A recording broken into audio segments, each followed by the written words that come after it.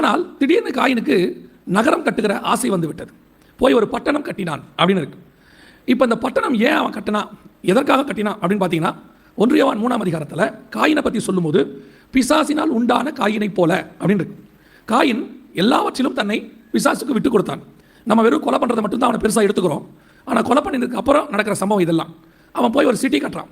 City கட்டணுங்கிறது தேவனுடைய திட்டத்தில் இல்லை. ஏன்னு சொன்னால், கர்த்தர் ஒரு சிட்டி உருவாக்கி வச்சிருக்கிறார். அது எந்த சிட்டி அப்படின்னு கேட்டிங்கன்னா, நியூ ஜெருசலேம் சிட்டி. ஆபேல் காலத்தில் இருக்குது விஷனில். அந்த சிட்டிக்கு ஆல்டர்னேட்டாக தான் பூமியில் ஒரு சிட்டியை கட்டணும் அப்படின்னு பிசாசு காயினுக்கு ஒரு இன்டென்ஷன் கொடுக்குறான். எப்போவுமே பிசாசு பரலோகத்தில் உள்ளதுக்கு ஒரு மாடலை அல்லது அதே மாதிரி ஒரு ஃபேக்கை பூமியில் உண்டாக்குவான். எல்லாத்துக்கும் ஒரு ஃபேக் உண்டாக்குவான். ஒளியின் வேஷம் தரித்த தூதன் அவனுக்கு பேர். எல்லாத்துக்கும் ஒரு ஃபேக் உண்டாக்குவான். அப்படி தான் காயின் ஃபஸ்ட்டு நகரம் கட்டினார். அதுக்கப்புறம் கர்த்தர் நோவா காலத்தில் அழிச்சு முடிச்ச உடனே அடுத்து போய் நிம்ரோத் ஒரு பட்டணத்தை கட்டினான். அடுத்து அவன் ஒரு சிட்டி கட்டுவான். அப்புறம் அசூர் போய் ஒரு சிட்டி கட்டுவான். அதுக்கு பேர் நினிவேன்னு பேர். அப்புறம் இவங்கெல்லாம் சேர்ந்து ஒரு சிட்டி கட்டுவாங்க, பாபேல்னு. இவங்க எல்லாம் ஏன் சிட்டியே கட்டுறாங்க? இவங்க அத்தனை பேரும் ஏன் நகரத்தையே கட்டாங்க? காயினும் பட்டணம் கட்டினான், நிம்ரோத்தும் கட்டினான், அசூரும் கட்டினான், ஜனங்களும் போய் ஒரு நகரத்தை உண்டாக்கி. இவங்க எல்லாம் ஏன் சிட்டி கட்டுறாங்க? இந்த சிட்டி கட்டுற மாடல் அல்லது அந்த தாட் ஏன் வந்தது அப்படின்னு கேட்டிங்கன்னா, கர்த்தர் ஒரு சிட்டியை கட்டுறார், பரலோகத்தில் நமக்கு கட்டிகிட்டு இருக்கிறார்.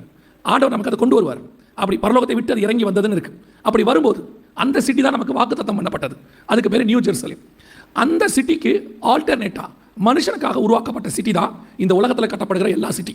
ஜனங்களுக்கு எப்போவுமே பாருங்கள், எங்கே இருக்கிறவங்க சிட்டிக்கு வரணும் தான் ஆசைப்படுவான். சிட்டிக்கு வரணும் ஏன்னு கேட்டிங்கன்னா, சிட்டிக்குள்ளே தான் எல்லா ஃபெசிலிட்டிஸ் இருக்கும். நம்ம இங்கே தான் சொல்கிறோம், சிட்டிக்குள்ளே தான் எல்லாமே இருக்கும். காயின் கட்டின சிட்டிக்குள்ளே பாருங்கள் எல்லாமே இருக்கும்.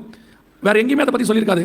காயின் கட்டுற சிட்டியில் போய் பார்த்தீங்கன்னா மீடியா இருக்கும், கிண்ணறம், நாதஸ்வரம், ட்ரேட் இருக்கும், அதாவது வியாபாரம் இருக்கும், உள்ளுக்குள்ளே பிஸ்னஸ் நடக்கும், எல்லாமே இருக்கும். உள்ளுக்குள்ளே இன்வென்ஷன்ஸ் இருக்கும், கண்டுபிடித்தான். இவ்வளவு எங்கே இருக்கும்? சிட்டிக்குள்ளே இருக்கும். இதான் காயினுடைய சிட்டியினுடைய பவர். அதுக்கப்புறம் பாபேல் சிட்டி, சகல அருவருப்புகளுக்கும் வேசித்தனங்களுக்கும் தாய்.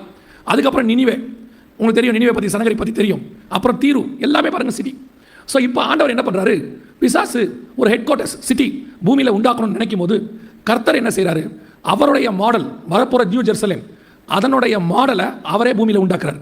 அதுக்கு பேர் தான் இப்போ இருக்கிற எருசலேம். இப்போ இருக்கிற எருசலேம் மாடல். நியாயப்பிரமாணம் என்பது ஒரு மாடல். வந்த சுயாதீன பிரமாணம் இப்போ நம்ம ஃபாலோ பண்ணிட்டு இருக்கோமே, இதுதான் ஒரிஜினல்.